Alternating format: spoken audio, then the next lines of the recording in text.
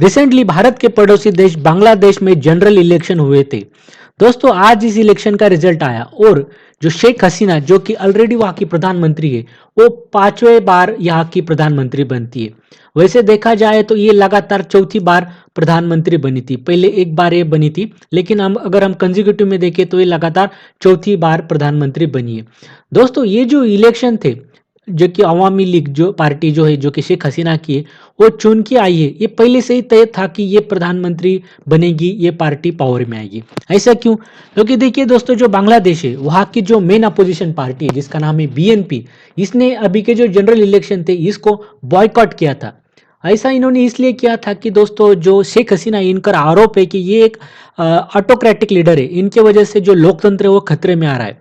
ऐसा क्यों? क्योंकि देखिए दोस्तों, वहाँ की एक भूतपूर्व प्रधानमंत्री जिनका नाम है खालिद जिया, तो इनको अरेस्ट किया हुआ है और ये अभी जेल में है। इनके ऊपर करप्शन के चार्ज है और करप्शन के चार्ज में ये 17 साल के लिए जेल में उनको डाला है और इनको इलेक्शन लड़ने के लिए पाबंदी डाली है। अब देखिए ये सारा अवामी लीग सरकार के अंडर में हुआ, तो इसलिए इनके ऊपर आरोप है कि ये जो है ये लोकतंत्र खतरे में डाल रहे हैं और इसी की वजह से वहाँ की इलेक्शन बॉयकॉट वहाँ के जो मेन अपोजिशन पार्टीज है उन्होंने की थी। मतलब कि कोई सामने कोई बंदे ही नहीं थे इनके, तो आवामी लीग आना यहाँ पे तय था। अब देखिए दोस्तों, ये जो घटना हुई इसका भारत को जब पूछा गया तो भारत ने यहाँ पे एक स्टैंड लिया कि ये जो चल रहा है बांग्लादेश में, ये बांग्लादेश का इंटरनल पॉलिटिकल मैटर है।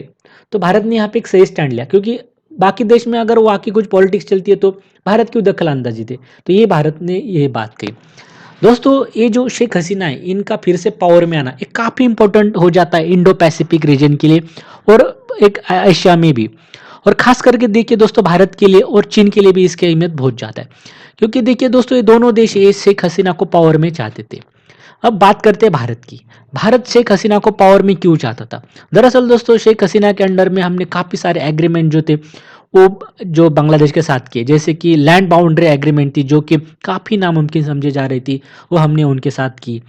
और तो और दोस्तों, जो बांग्लादेश है इसमें भारत को एक डर है कि कहीं ना कहीं अगर अपोजिशन पार्टी जैसे कि बीएनपी है और अगर गठबंधन की सरकार वहाँ पे आती है, तो जो जमात इस्लामी नाम की जो पार्टी जो कि काफ़ी मुस्लिम एक्सट्रीमिस्ट पार्टी है, तो दोस्तों ये पार्टी अगर पावर में आती है तो ये प्रो पाकिस्तानी पार्टीज है।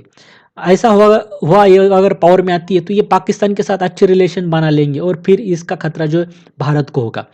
तो ये भारत नहीं चाहता कहते कि ये जो ऐसी पार्टीज है वो वहाँ पे आए एक्सट्रीमिज्म चलाए और कहीं ना कहीं यहाँ पे जो बांग्लादेश हो एक्सट्रीम बन जाए। और तो और हमारी जो बॉर्डर है वो पोरस है, इसलिए और भी ज़्यादा दिक्कतें हो जाएगी। ये एक मेन कारण है। अब देखिए दोस्तों, और भी कारण है कि जो शेख हसीना है वो पर्सनली भी भारत को काफ़ी ज़्यादा एक एहसानमंद कहती है, भारत का वो एहसानमंद जताती है। कैसा क्यों? क्योंकि देखिए दोस्तों, जब 1971 में वार था तब भारत का वहाँ पे रोल था बांग्लादेश के लिबरेशन में।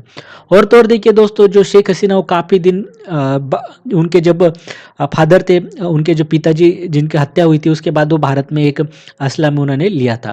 तो इसके लिए देखिए दोस्तों, भारत इनके लिए काफ़ी इंपॉर्टेंट है और भारत में देखिए इनकी काफ़ी ज़्यादा एक सौहार्दपूर्ण एक संबंध यहाँ पे वो रखती है। अब भारत के बाद देखिए दोस्तों, चीन भी इनको ज़्यादातर चाहता है और ये इनकी डिप्लोमेसी है दोस्तों।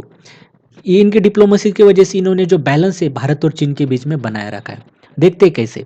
अब देखिए दोस्तों, इन्होंने जो चीन का जो बहुत ही एम्बिशियस प्रोजेक्ट है बीआरआई, इसको ज्वाइन कर लिया। अब देखिए ये ज्वाइन करने के बाद जो चीन है वो काफ़ी खुश हुआ इन पे और चीन की ऐसा एक उनकी समझ हो गई कि जो अभी की शेख हसीना है प्रधानमंत्री, वो उनके लिए काफ़ी ज़्यादा अच्छी है। दूसरी बात है दोस्तों कि उन्होंने एक डिफेंस के जो कॉन्ट्रैक्ट है वो चीन को देने शुरू किए। उन्होंने जो सबमरीन डील है जिसके तहत देखिए 2 सबमरीन चाइना से उन्होंने मंगाई है। अब देखिए दोस्तों, इस वजह से चाइना को अब एक मार्केट भी दिख रहा है और शेख हसीना जब तक प्रधानमंत्री है उनको पता है कि उनका मार्केट यहाँ पे बूस्ट होगा। और तो और देखिए वो इनका यहाँ पे प्रेजेंस भी बढ़ाना चाहते हैं। अब ये बात हुई दोस्तों, लेकिन दोस्तों एक देश है कि जो शेख हसीना पावर में आने से नाराज़ है, वो है अमेरिका। अब देखिए खुद प्रधानमंत्री हसीना इन्होंने भी पिछले साल के मई में जब बीबीसी को एक इंटरव्यू दी रही थी उसमें बताया कि अमेरिका नहीं चाहता कि वो फिर से पावर में है। ऐसा क्यों? क्योंकि दोस्तों पहली बात है कि ये चाइना से इतने सारी डील कर रहा है, तो अमेरिका को ये पसंद नहीं आएगा। लेकिन उससे भी बड़ी बात है दोस्तों कि जो बांग्लादेश है जैसे कि भारत रशिया का अच्छा फ्रेंड है, वैसे ही बांग्लादेश भी रशिया का काफ़ी ज़्यादा अच्छा फ्रेंड्स है। उनके जो न्यूक्लियर पावर है या बाकी भी डिफेंस सेक्टर में पहले भी जो बांग्लादेश है काफ़ी ज़्यादा रशिया से इम्पोर्ट करता है। अब ये बात जो है वो अमेरिका को पसंद नहीं आती है और शेख हसीना के अंडर में ये चीज़ें ज़्यादा बढ़ रही है। दूसरी बात ऐसी है कि दोस्तों यहाँ पे जो अपोजिशन लीडर है जो कि जेल में है, वो देखिए अमेरिका इसको भी ह्यूमन राइट वायलेशन वगैरह बताता है, इसलिए भी अमेरिका इनको नहीं चाहता था कि पावर में फिर से आए। अब एक उम्मीद ऐसे हम कर सकते हैं कि अमेरिका और जो बांग्लादेश है उसके रिलेशन खराब हो सकते हैं शेख हसीना पावर में आने के बाद। दोस्तों आप ही क्या राय इस बारे में, तो आप कमेंट सेक्शन में ज़रूर ज़रूर बताइए। बहुत बहुत धन्यवाद।